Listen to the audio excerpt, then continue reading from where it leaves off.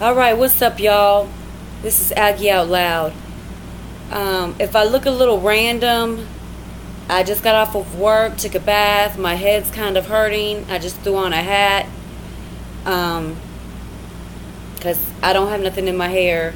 I know I'm looking here and I'm looking here, but I did a video. This video is in reference to a video that I did about 2 days ago, I think, 2 or 3 days ago, about the victim mentality. And due to some feedback I've received from one of my subscribers, who I like very much, I think she's an awesome person, I wanted to clarify on a few things. As many as y'all should know, that came out totally wrong, but I'm going to keep going because I'm tired. A lot of my subscribers already know this, but I am a deliverance minister, a Christian deliverance minister. I have been one since 2003. I say that because it has a lot to do with the video that I did on the victim mentality. And what I was trying to say, which I felt like I had said, I didn't get into much detail, but I wasn't trying to delve into details, but give a much more broader approach to what I was trying to say with the victim mentality video vlog. And I've decided to clarify a few things. And I'm smoking in this vlog for all those that don't like people that smoke.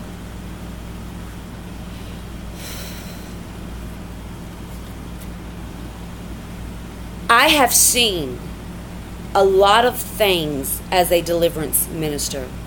I have seen manifestations of evil that I never thought I would see before. With that said, I have seen and know of many, many people who have been delivered from mental illness of all sorts, and plenty of people that have been delivered from past trauma, from unforgiveness, from the spirit of bitterness, from even the victim mentality. So to say that prayer doesn't always answer everything, or prayer doesn't always fix things, referring to an abusive relationship, we'll just use for right now. I do not believe that, because the God that I serve in heaven has proven to me the total opposite. As a deliverance minister, I know of a person that has been delivered from AIDS. They had AIDS, and they were taking their medication for it, and they were very ill. And this particular person, I will not name their name, but this person, she went to my church. She's an older lady. She prayed. And I can only imagine the power in her prayer. She prayed for deliverance from that. She went back to the doctor for a regular checkup, and they found nothing in her blood. I also know people that have been delivered from physical handicaps, from mental, like I said, mental disorders, mental illnesses. I do not believe that I personally, when it comes to mental illness, I'm getting back to the victim mentality, but I have to state this. When it comes to mental illness, you can put some of the best preachers in a room, And not all of them will agree on this, because this is not only a sensitive subject, but it's a highly controversial one. Some may say that depends on your denomination, but Jesus was the first exorcist, and Jesus delivered people of all ailments, even mental illness. And science is so quick to place a title, to give a name for the mentally ill. They are so quick to diagnose, to medically treat in the sense of medication.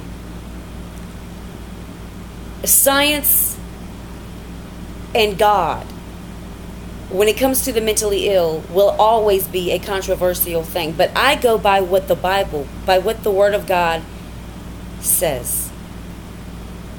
Now, it is true indeed that God can sometimes give you a thorn in your flesh as a way to always be a reminder to stay humble, and for whatever other reason he chooses to do so.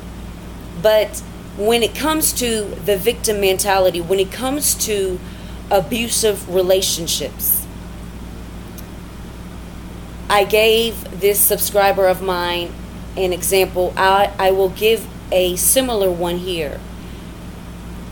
Let's say you put your finger on a hot stove and you burn your finger, and the pain is unbearable.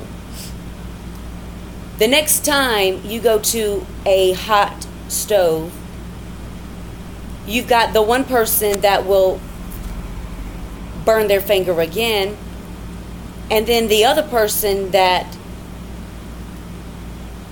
won't burn their finger again,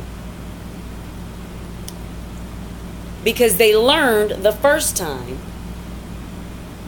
that if you put your finger on a hot stove, you will feel pain. You will get burned. If you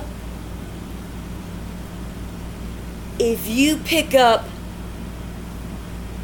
if you're boiling some water, and this has happened to me. I know I'm kind of going left field, but please stay with me. So you got a pot of boiling hot water, and you know how you're holding on to the handle of it, right? And you put it on the stove, and it's boiling, and the handle gets extremely hot. Now you're unaware of this at first, so you go to pick up the bowl of boiling hot water, and it's ow, because the handle is extremely hot.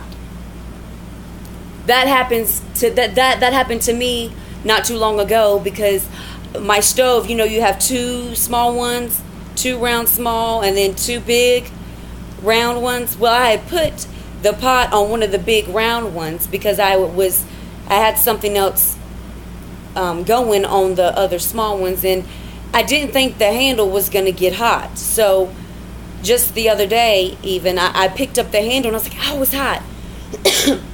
The lesson I learned in that is that I don't need to boil hot water on that large part of the stove. I need to take that pan or whatever, that container, that pot of boiling hot water, and maybe next time use it on the smaller round one, because the smaller round one doesn't make the handle hot. Or next time I'm boiling some hot water, I could just ignore the fact that the first time I did it, I burned myself while picking up the handle, while putting my hand on the handle. I could just ignore the fact that occurred and put that pot back on that larger part of the stove and burn my hand again. God will take us through things. God will allow things to happen in our lives, because there's something that we have to learn about ourselves from it. There's some knowledge in that negative, traumatic experience that if we receive it, if we can figure it out, if we can get it, that will be part of what takes us to the next level, to the next chapter, to the next season in our life. Now, I am fully aware that when it comes to domestic abuse in the home, I am fully aware that there are women who are told day in and day out that they ain't no good, they won't be good for anybody, they suck, they're horrible, they're ugly, they're fat, or they're too skinny, they're gross, they're hideous, nobody will ever love you like me, says the man, or vice versa, says the woman. Because abuse, which I'm fully aware of, is not just physical, but emotional, mental. It can be spiritual as well, and sexual. So I'm fully aware. I've been helping women in this area, along with the demonic area, for a very long time. I as well have experienced a tremendous amount of abuse in my own life, which I was delivered from. I have experienced a tremendous amount of trauma in my life, which I survived from. So when I speak about this, I don't speak about this from being outside the box, looking in, so to speak. I speak about this because I once was living in that hell of a box. And I have gone through levels of hell that I have yet to meet another woman who has experienced those levels that I have experienced. If there is a woman who is in a horrible, traumatic, domestic abuse relationship, and she is told these things day in and day out, that woman, true indeed, will start to believe it. She will start to believe that nobody else will love her like her man or her husband. That maybe she is gross, maybe she is no good, maybe nobody else will ever want her. She will start to believe those things.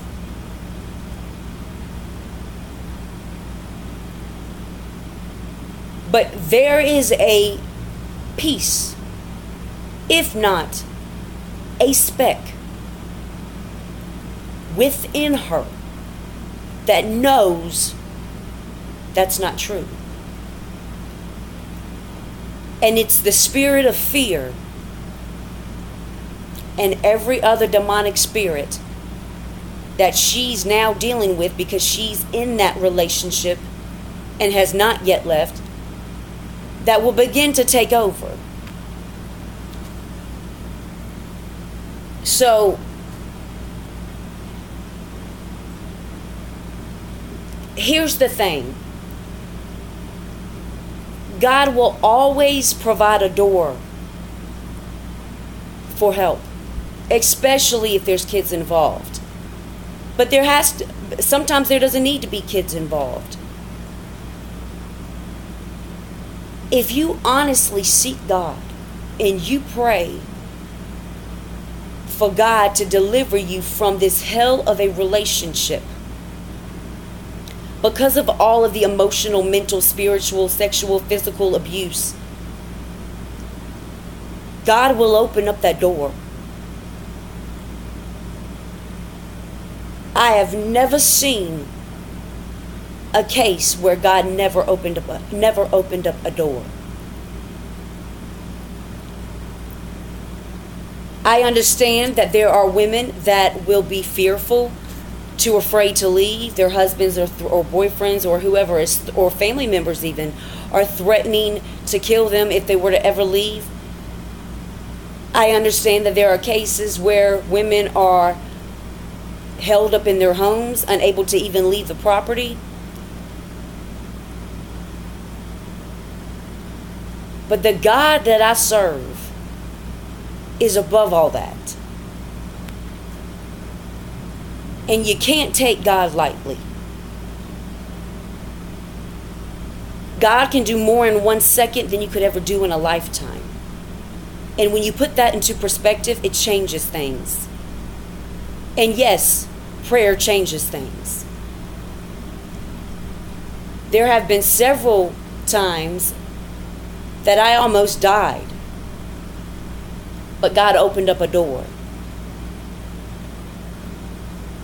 I've been homeless. God opened up a door. I have been in so many traumatic experiences, but God always opened up a door, and I took it.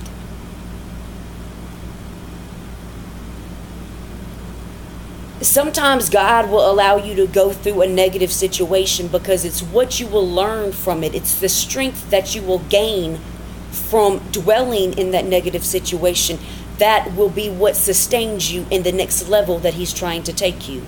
That had you not have experienced that trauma, that had you not have experienced that negative relationship, that abusive relationship, you wouldn't have had the strength, the wisdom, the knowledge, and the power to take you to that next level.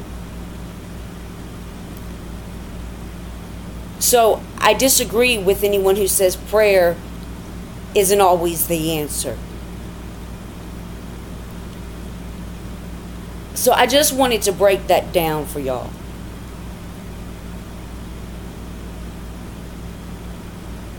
And then you have to think about this as well. If a person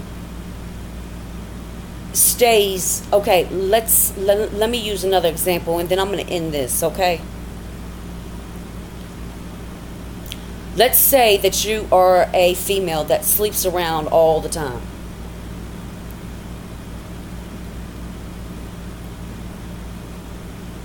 That alone is a demonic spirit. And the way that it's fed, the way that it feeds, is off of the next person that you just sleep with. So if you stop sleeping with people, you're not feeding that demon anymore. Now think about what I just said.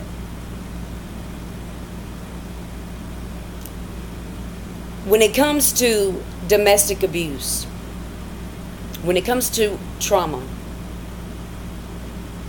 when it comes to a serious, like a real serious negative situation, environment, God will not only open the door for you, but then then begins the process of healing. You can escape or come out of a traumatic situation, but never heal from it. Never deal with the pain. So that demonic spirit just sits there and nests within inside of you. So think about what I just said there as well. Now, I never have I ever claimed to have the answers, and I have never ever in my life judged a person in that sense, because God has never ever once granted me the authority, nor has He ever granted me the power to judge anyone. Only God in heaven can judge. But I say what I say off of experience.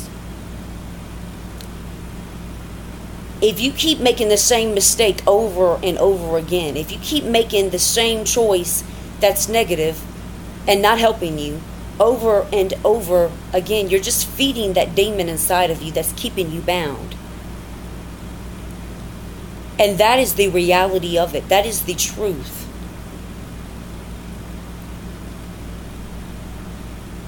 So I know people, like I said, I know